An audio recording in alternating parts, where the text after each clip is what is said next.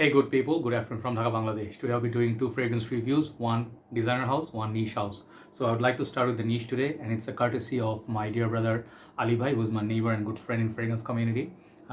This is gonna be one very premium perfume, okay? So I've been testing it for last few days. It's with me for last few days. I've been testing, wearing, checking for dry down, what I get from it, as well as longevity and stuff like that, okay? So fragrance gonna be Dominic Ropion creation. This is going to be promised by Frederic Malle. So this is the sleeve, very premium presentation, and it has some of the words on the perfumer or from the perfumer. Okay, so this is 100 ml. I think EDP concentration most probably. Let me check. Editions deep perfumes. I don't know. Yeah, perfume. This is perfume concentration. Okay, so very nice golden, and inside got red. And the box, I took out the bottle already. This is how the box looks, very premium. This actually is niche presentation, and when you open it, that's where the bottle stays. This fragrance sells for, I think, around like $300 to $400. I think $400 around to $450. I'm not quite sure. It's like on the higher side of things. Okay,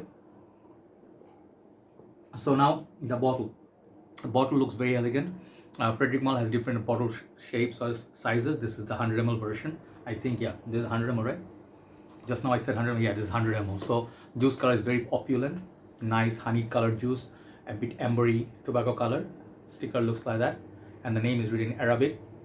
And I think it says promise up the cap. It's not magnetic cap, but it does click onto place like that or so. So let's spray this and talk about it. Okay, very good sprayer. This, you can control the spray. I think this is very potent. In general, wearability wise, I would not go more than 2. If you are trigger happy, you can go for it. It's a cold weather perfume, nighttime perfume, not very high heat situation, and the fragrance potency is 10 out of 10. Like longevity, it's crazy. So you can do a little bit, you can smell it like for a very long time. I think overall longevity I got from it is upwards of 8 hours plus on my skin, which is unbelievable. But the projection is about 2 to 3 hours, very good projection, and it doesn't really become tame or very shy. Okay, so longevity and projection is excellent, 10 out of 10. So this is basically rose dominant scent. I forgot which rose variant it was. I saw it in Fragrantica, I forgot. Perhaps damask rose or Bulgarian rose or Turkish rose. This one of these or two of these rose variants. So two kind of roses used. But first time when he sat and I sniffed it, I remember I told him not to tell me what is in it. Okay, then I opened the atomizer like this, the cap.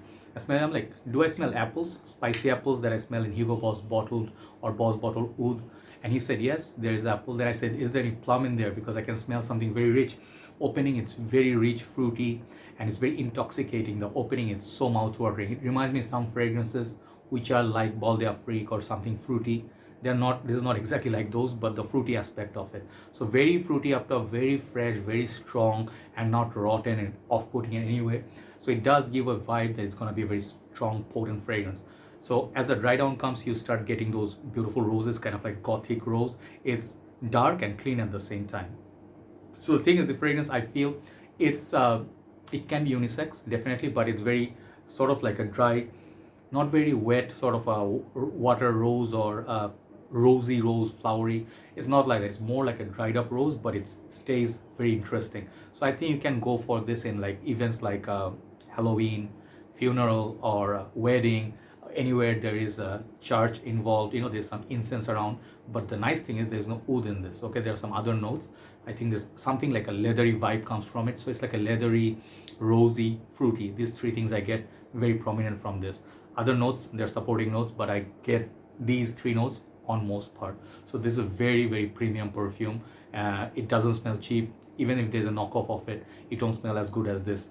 So reminds me a little bit of Noir de Noir by Tom Ford, Cafe Rose, fragrances like those, you know, but this is much more upper class than those. So overall, this is a very expensive perfume, no doubt about it. It's a premium fragrance. If you want to buy it, try before you buy. Do not blind buy this, but hands down, one of the best perfumes I sniffed till date. So today, this fragrance for me, even like little bit, I tell you one little bit aspect of what's the other fragrance that I'm thinking of? Zerge of More Than Words, that's also rose based. So a lot of rose based perfume comes to mind, but not Lyric Man. So this fragrance definitely try it. It's a butch rose. It has very seductive vibes of it, even upper class than Tom Ford rose notes. Okay, so overall this is a perfection, 10 out of 10, and definitely it's I cannot give any less than that. Definitely try it in every way possible. There's no weakness in this perfume. Amazing fragrance. Try it out. Dominique Ropion creation. Promise, hands down, on the best Frederic Malle I tried till date. After that, there are a lot of other ones. Obviously love. I love Portrait of a Lady, and there was this Iris Poudre. I think it's from the same house, Frederic Malle. Yeah. So I love few ones, but this is definitely in my top 3. Have a nice day. Thanks Ali Bhai for your bottle courtesy. I'll see you soon. Bye bye.